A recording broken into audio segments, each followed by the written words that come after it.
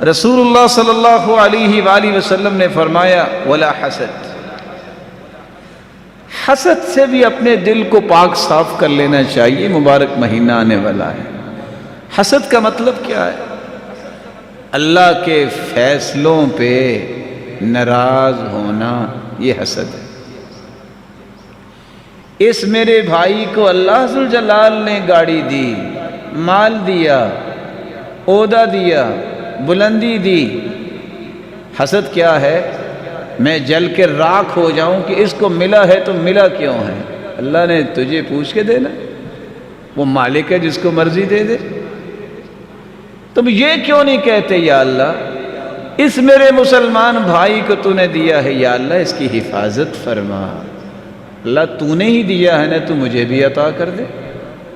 اس کو کہتے ہیں رش کرنا۔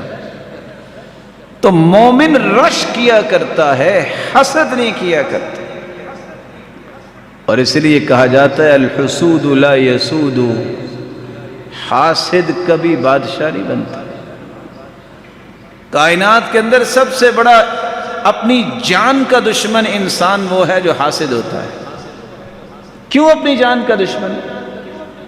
جس کے بارے میں حسد کر رہا ہوتا ہے وہ سکون کی نیند سو رہا ہوتا ہے، اور یہ ساری رات جو ہے کروٹیں بدلتا ہے، اس کو نیند نہیں آتی۔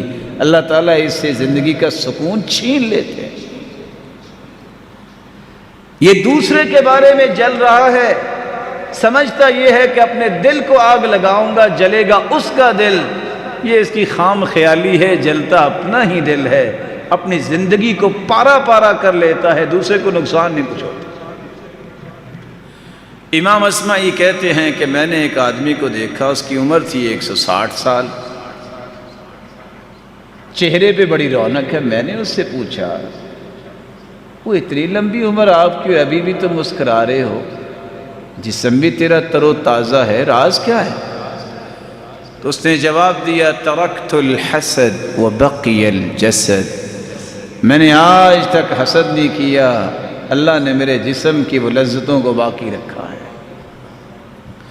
اپنے دل کو پاک کیجیے گناہوں سے، بغاوتوں سے، کینہ پروری سے اور حسد سے۔ اور آپ کو شاید یاد ہوگا جب کائنات بنی تو سیدنا آدم کو سجدہ کرنے کا حکم دیا گیا تو کس نے نہیں کیا تھا؟ شیطان نے نہیں کیا تھا۔ اس لیے امام ابن القیم فرماتے ہیں کہ کائنات میں سب سے پہلا گناہ ہوا ہے تو حسد ہوا ہے۔ اس کو حسد یہ تھا اس کو سجدہ کروں، اور بعض علماء نے کہا کہ سب سے پہلا گناہ ہوا تو یہ غرور اور گمنڈ اور تکبر کا گناہ ہوا۔ اس کو بھی گمنڈ تھا، کہتا تھا خلقتنی من نار وخلقتہ من طین، مجھے تو اللہ تو نے آگ سے پیدا کیا اور اس کو مٹی سے پیدا کیا، مٹی تو پاؤں کے نیچے رہتی ہے، آگ کے شعلے تو اوپر کو اٹھتے ہیں، میں اعلیٰ ہوں، اس کو میں سجدہ کیسے کروں؟ جب انسان کے دماغ میں یہ خناس آ جائے کہ میں تو اعلیٰ ہوں، میں کسی کو کیا سمجھتا ہوں، یہ وہی گناہ ہے جو انسان کو شیطان کے قریب کر دیتا ہے۔ جب وہ یہ سمجھتا ہے، رسول اکرم صلی اللہ علیہ وآلہ وسلم کا یہودیوں کے ساتھ جب بات چیت ہوئی، یہودیوں نے کہا ہم آپ کا فیصلہ نہیں مانیں گے، ہم سعد کا فیصلہ مانیں گے۔ سعد صحابی ہیں، کہا ٹھیک ہے بلاؤ بھی سعد کو۔ سعد کو بلایا، سعد زخمی تھے، کہا آپ کو پتہ ہے آپ کو کیوں بلایا ہے؟ کہا کیوں بلایا ہے؟ کہا یہودی کہتے ہیں جو فیصلہ سعد کر دے گا ہمیں منظور ہے۔ سعد یہودیوں کی طرح متوجہ ہو کے کہتے ہیں ہاں بھائی میں فیصلہ کر دوں تو منظور ہے؟ انہوں نے کہا منظور ہے۔ پھر مسلمانوں کی طرف بھی چہرہ کر کے کہا ان کو بھی منظور ہے۔ اللہ کے رسول کا نام نہیں لیا، یعنی جو فیصلہ میں کروں گا، یہودیوں کو تو ہو گیا منظور، اور مسلمانوں تمہیں بھی منظور ہے۔ اللہ کے رسول نے فرمایا سعد جو تم فیصلہ کرو گے ہمیں منظور ہے۔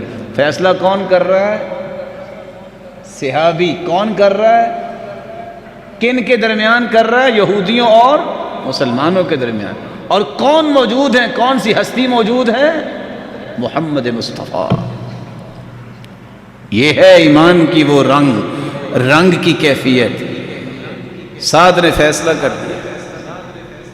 ادھر سعد نے فیصلہ کیا، ادھر اللہ کے رسول نے فرمایا سعد تو نے فیصلہ وہ کیا ہے جو تیرے رب نے آسمانوں پہ کیا ہے۔ پریشانی کو نہیں۔